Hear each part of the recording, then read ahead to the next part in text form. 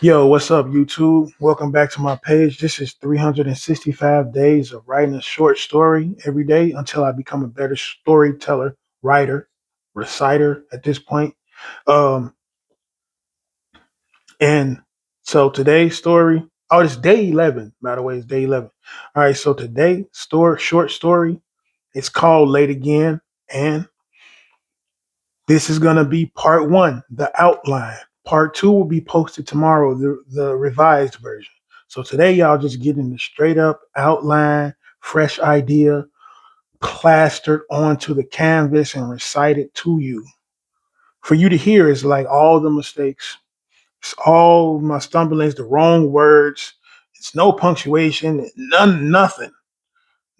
Everything is off. But the thing that matters is that pure uncut that diamond of an idea, man, that diamond in the rough. But here we go, though, man. Late again. A loud ticking of a cell phone alarm has been going off for the last 30 minutes. It's 8:40 a.m. and Jermaine is late for school again. Buried under, buried underneath pillows, sheets, and a thick blanket. The TV had been left on a fan set to medium, sucking in the cold air from the open window. A hand crept from underneath the depths of the covers, gripping the phone and tapping the screen rapidly until the ringing ceased. The blanket shifted back and forth. Then it stopped for a few moments. Then he jerked forward like a 1990s slasher film antagonist, yawning and rubbing his eyes. He didn't put that much pep in his step, stumbling out of the bed, not fully shaking the sleep off. He entered the bathroom, dampening his toothbrush before squeezing toothpaste onto it, brushing as fast as he could as he slowly comprehended that everything just was a waste of more time.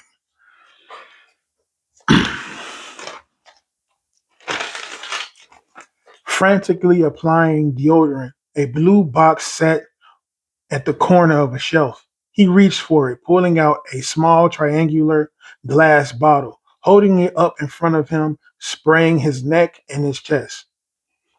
The fragrance masked the fact he couldn't take a shower without making himself even more late.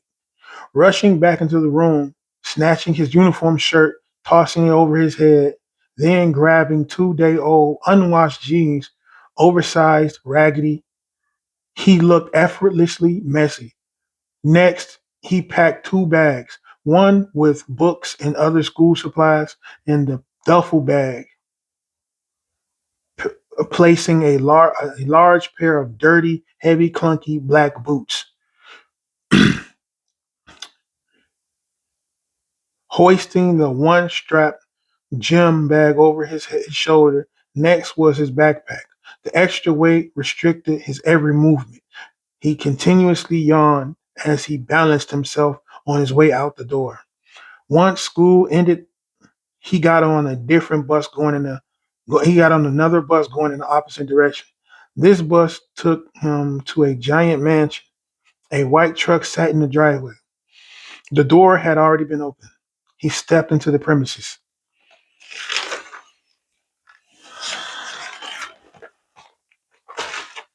The ceiling had to be at least 8 feet high.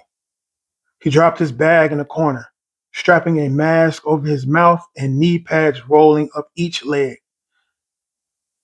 An older man stood on a ladder with a loaded roller, pushing upward in a thick stroke of egg white. The sound is soft and rhythmic. The man took notice of his young employee. Next to him was 10 cans of egg white paint and an extra ladder. The young man ran over, bent down, grabbing a step of the ladder, then lifting the entire thing and dragging it over to his side. The ladder cracked once the legs were extended, popping the top from one of the cans and dipping the roller in to dampen it. This is one of the largest places he's ever had to work in. Before no time, it was nightfall. They completed the living room, but the entire house would take even more time, more than a couple of weeks to finish. His manager approached him, letting him know he was relieved for for the day. He caught the last bus of the night.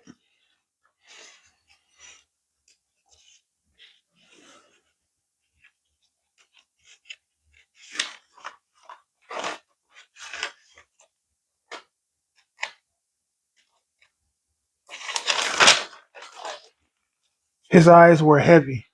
His bags began to chafe as he battled this walking sleep like state. Finally home, he sat on the couch, dragging his textbook out.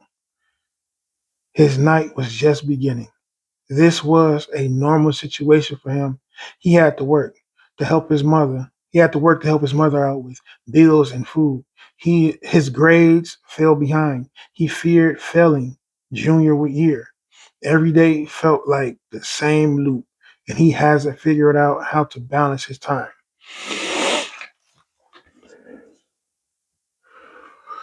Weight is meant to be pushed, is meant to be taken with you up that mountain to see what's at the top. I'm not perfect, and I'm willing to admit and work on my craft. So this is day 11. Stay creative.